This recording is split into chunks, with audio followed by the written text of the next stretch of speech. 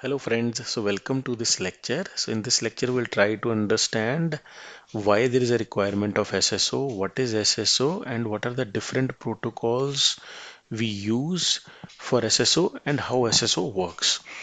So first of all, in order to understand single sign-on, we need to understand what is the pain point and why the single sign-on came into picture.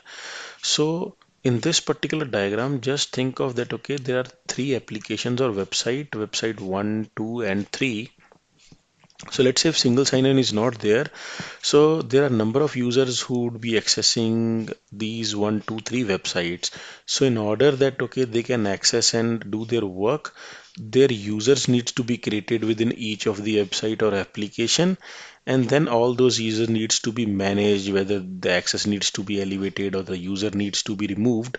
Now let's say if these application increased from 3 to 10 and then 10 to 100, then management of applications and user who would be requiring access, and each user would be should be providing access to a different application in order to access that application, and managing that access would be a very tough task and a tedious job going forward as soon as the number of applications will increase.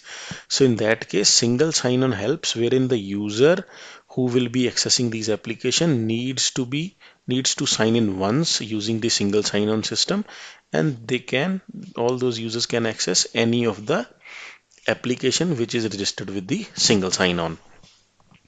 So we know that, okay, number of times we log into sites like Google or Facebook, and once the user log into Google or Facebook, they can access the Google related sites or the other applications which generally ask the users to sign up with the Google or a Facebook or a LinkedIn. For example, is once you log into Gmail, you can use the same set of credentials to open Google Hangout, Google Drive, Google PowerPoint presentations, and the different tools Google has. You are not providing the credentials to access Google Hangout or Google Drive. You're not providing the different credentials. You're using the same credentials to access all those applications. So that is the best example of single sign-on. The other example is once you log into office.com, you can access all the applications like PowerPoint, OneDrive, right? Office.com. So you can access this different applications. That is again the example of single sign-on. So how single sign-on works? So let's say if there is a single website user is trying to access, so there it might ask for the username and the password. Then that username and password information is matched with the database which application is having, and the access would be provided to a user. Problem occurs when the number of websites and users who need to manage those websites or application increases. So in that case, single sign-on helps. So how single sign-on helps is basically when a user trying to access, let's say there are 1, 2, 3 or n number of websites, then these all websites or applications are registered with the single sign-on mechanism, or you can say single sign-on website.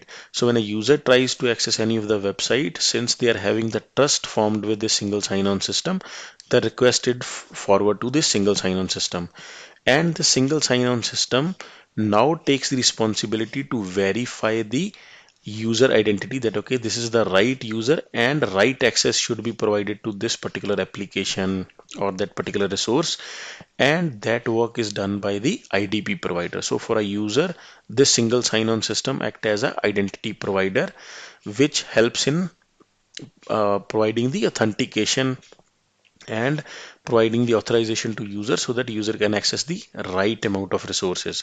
So herein this single sign-on takes the responsibility for performing all those tasks.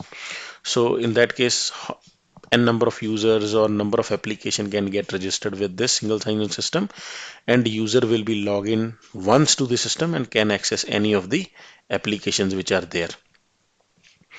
So that is the beauty of single sign-on, and it reduces the administration and increases the user productivity, security as well, because users are not writing the passwords onto their notepad or sticky really to manage the different applications they have.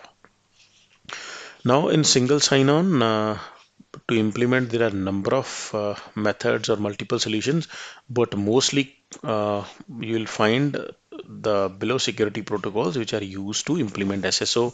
Like we have the SAML, like if you need to connect Azure Active Directory with the on-premise Active Directory and want those users to log into cloud, you can use SAML.